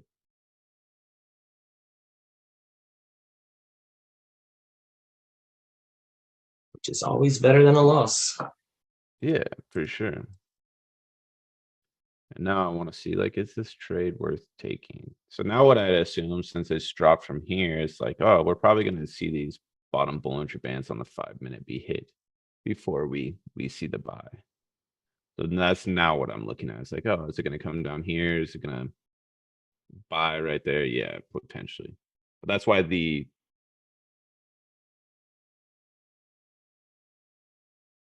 that is why I do preach like have the good entry, because that's one of the edges that we have in this strategy is the fact that you can protect yourself, and the areas that we enter are areas that should reject based on what's going on in the market.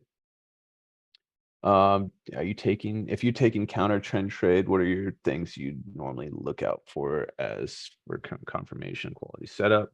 You know, that's the counter trend trades are going to be, trend line, shark fins, divergence off of like that, the NZD JPY, right?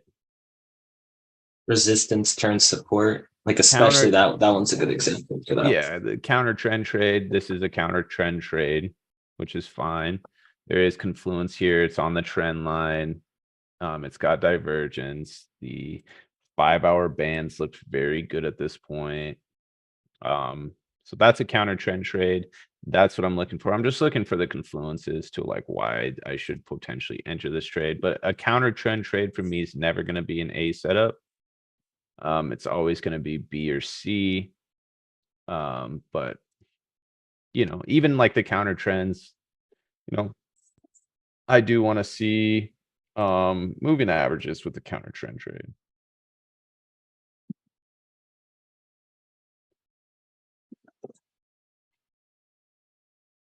I want to see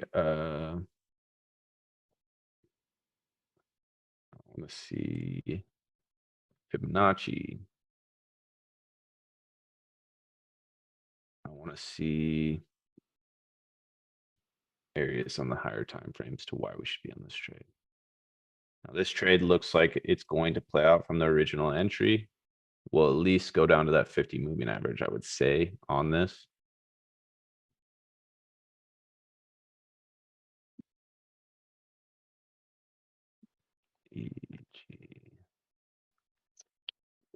That's kind of for you to decide. Like, do I think that EG should potentially move up, Christian?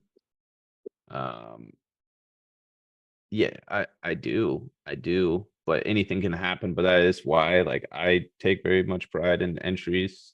Is like when it came down to this trend line, if my first entry was down here, I would have entered again. And now I am closing out of that first entry because I now have 2 good positions in that I can protect. And essentially, like, yeah, can it come down and hit my stop loss and profit? Yes, but also my bad entry is now closed, so I'm not going to lose on that trade.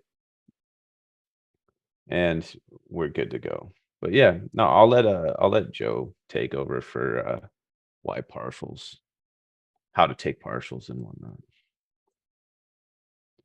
Right. There you go, Joe. Alrighty.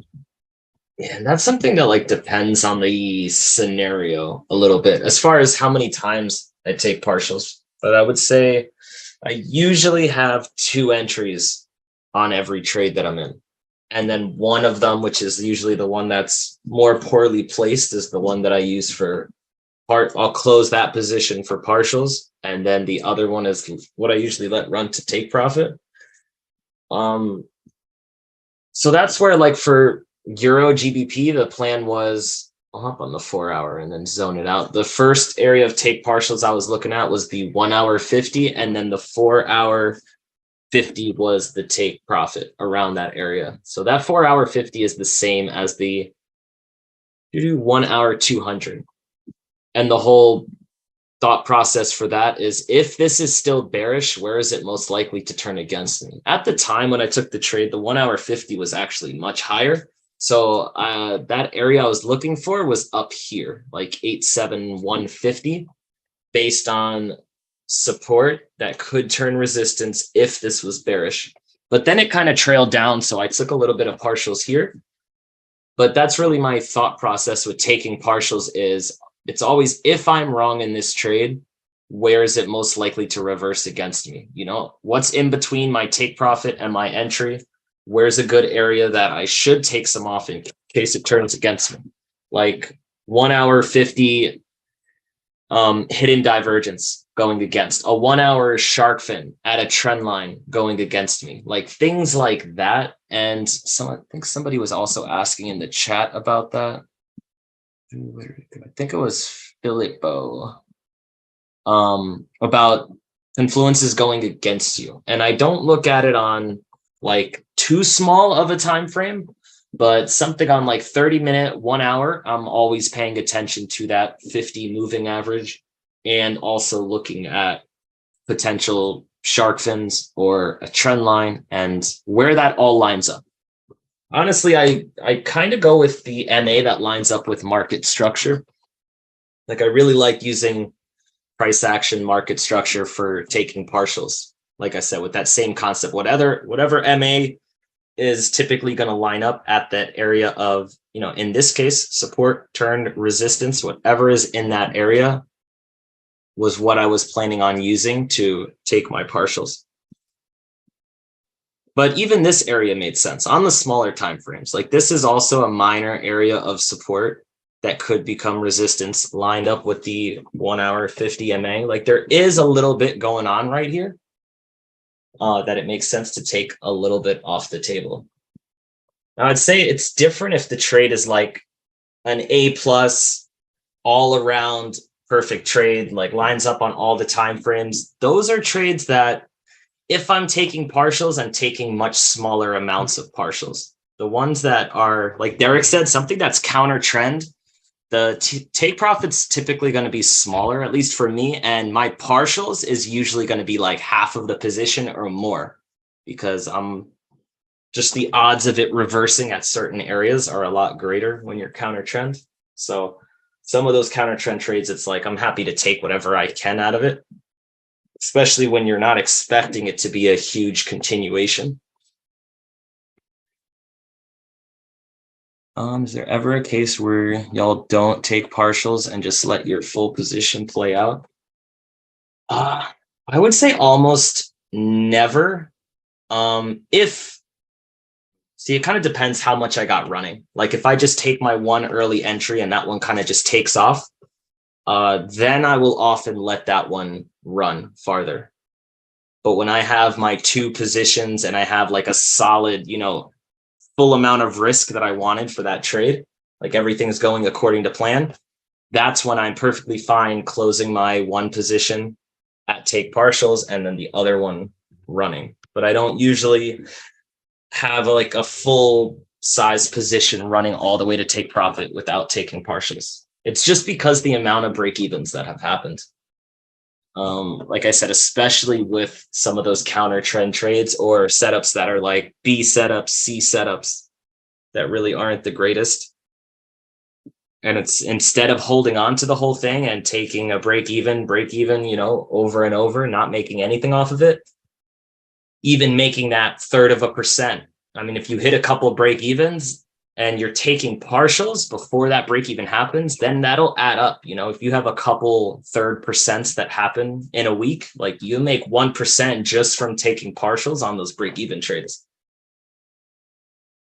And sure, you might not make a full 4% on like a 1 to 4 trade if you hold the whole thing. But in the long run, if you're winning 80-90% of the time, which is definitely achievable when you're trading this way, in that 80-90%, you're going to have break evens, and it makes sense to profit on those, at least to me. Like that's because I'm so used to doing prop firms and challenges, and you have to make a certain percent in a certain amount of time. So I'm always doing that idea of doing take partials, especially like because you have a clock that's ticking. So it's not like you could afford to sit there and waste all your time swinging for big home runs, like going for bigger lots, trying to hit a big percentage with a 200-300 pip take profit, and then you'll have times where it goes 200 pips, almost hits take profit, reverses. Like if you don't manage trades properly, it's not only like you're going to lose money by not taking any partials, but it could also mess with your psychology to see a trade be up 2%, 3%, and you not take $1 out of it, and then it come all the way back to break even.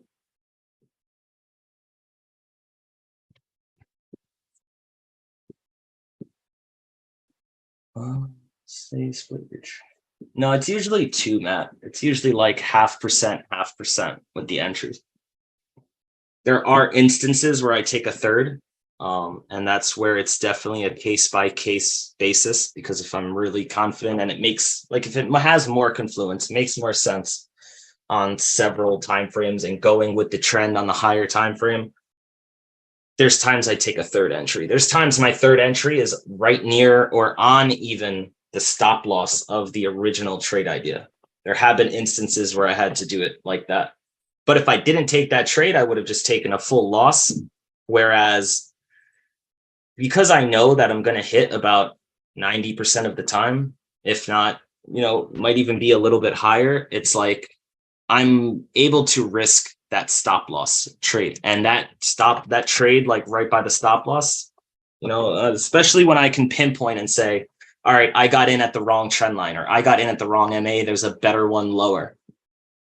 That's where I found it so important not to be over leveraged, because I want to be able to take that third position if I have to. If my 0.5 both fail, I still have, 4% daily, that I'm not anywhere near the daily drawdown limit. And that's really what I aim for, is to stay so low. So if I do need to take a third position, in that case, I'm able to.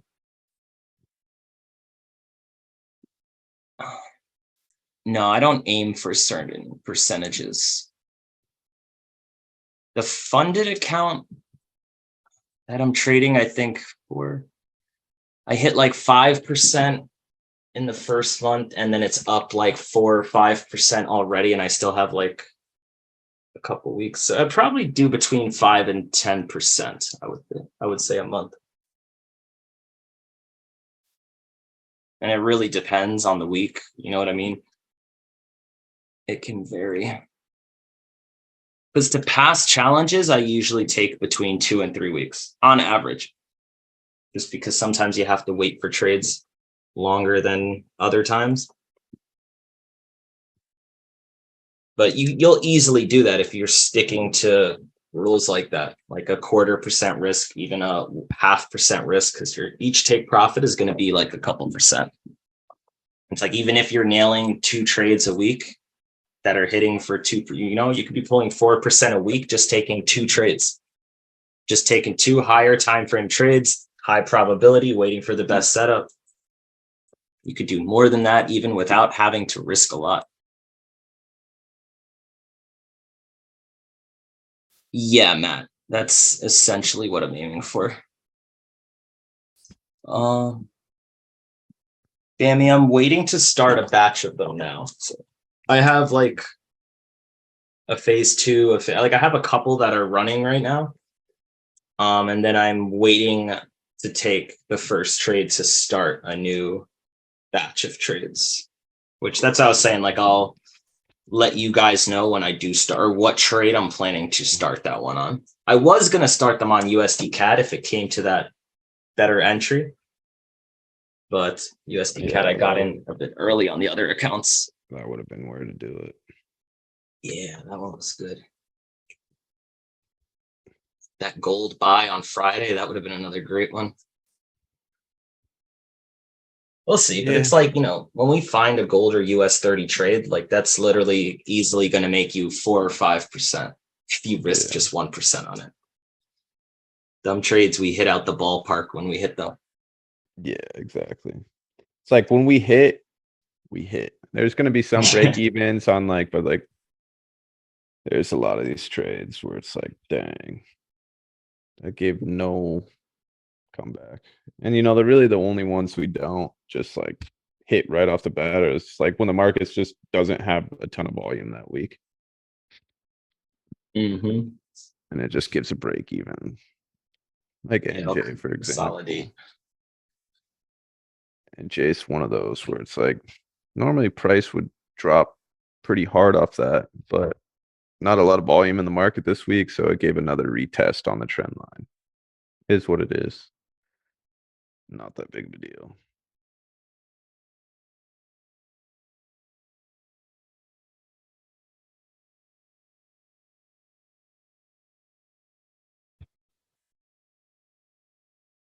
Yep.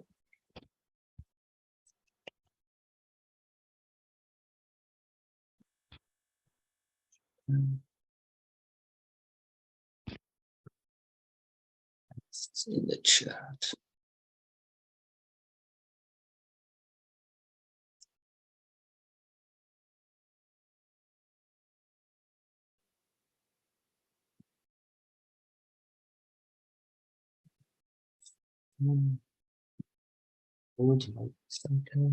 Yeah, that gold trade hit for 280 pips.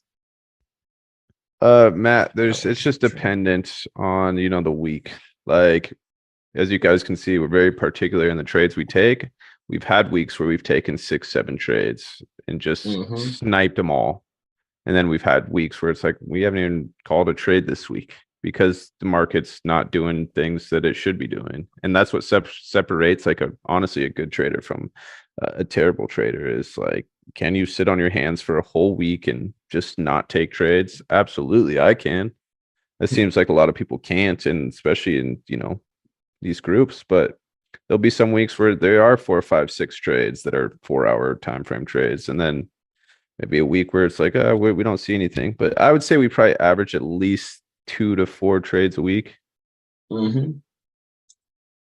Like this week, what I called USD CAD Monday, and then I called Euro GBP, and those both hit. I think, and then you had your NZD. JPY. Yeah, that hit to break even, and then you have like some break Some people, evens. I think some people are still in. But yeah, I mean, there are going to be the break evens. Yeah, so that's even not bad for it being Wednesday, and we called a couple trades. And it's been a crappy week. It really hasn't been a good week in the markets. nothing's really moved that much. So it's like, the ones that did hit, they haven't really moved a whole lot. yeah. Like USD CAD is still, I think, 50 pips up from the entry, but it really didn't. It went about 80 off the entry that I had put. 75, 80 pips max. But if the market's not moving that much, you really can't make money or take profits being hit if it's literally not happening. Yeah.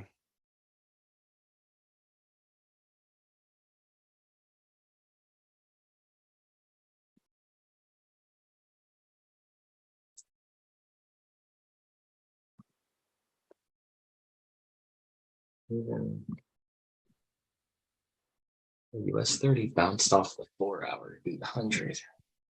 US 30 looks messy on the 4-hour. Like you have all the MAs that are kind of close together. You got some as support, some as resistance. Yeah, I definitely don't like it. I would probably think that it's going to drop. Yeah, off the recent failure to climb higher. We got that exhaustion zone that was hit during CPI. It seemed to break that area.